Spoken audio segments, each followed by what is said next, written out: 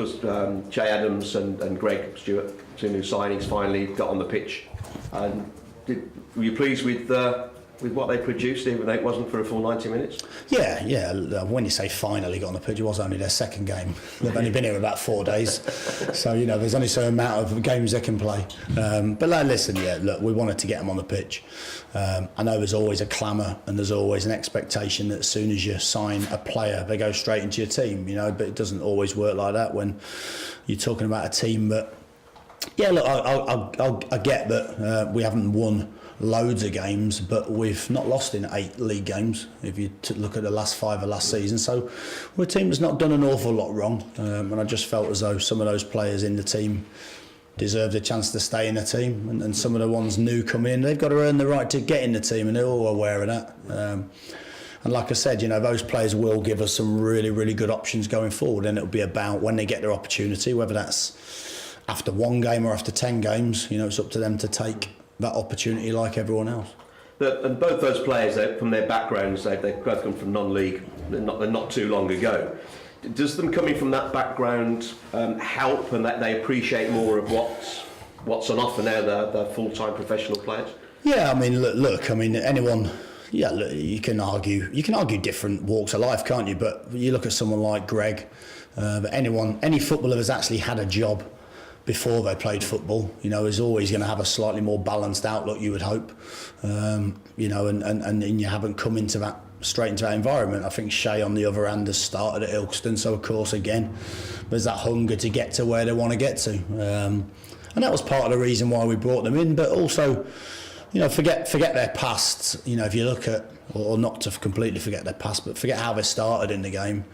But if you look at, last season, they both contributed brilliantly in terms of assists and goals in their respective leagues, and they're both on the way up, and they're both hungry for success because of maybe that background you spoke about. So I think that will lead to them both being really important signings and really important players for us.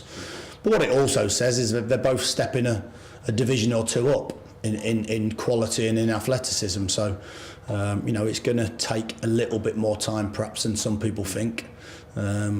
Hopefully not very long, but I don't want to just chuck them in for the sake of it. But certainly, listen, even for Saturday now, both of them certainly come into contention, and we'll look at what we feel the game dictates in terms of changes. On to Saturday then, it's the Midlands derby, obviously against Wolves. They've got the new manager, they've had a few good results and brought some new players in. Have you or your team had a chance to look at the players that they've recently brought and where they come from and what they do to help you decide how you're going to set up? Yeah, I think we always do that. We always have a good meeting as early in the week as possible, or as soon after the last game as possible, in terms of what we think Wolves will do based on the games they've played, or the last few games they've played.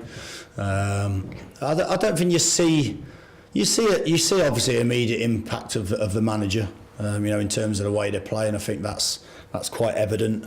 But I don't think you necessarily see a massive impact from the players yet, in terms that there's only really Bodvarsson and Texera that have really come into the side, and the rest of the team looks very similar to last season.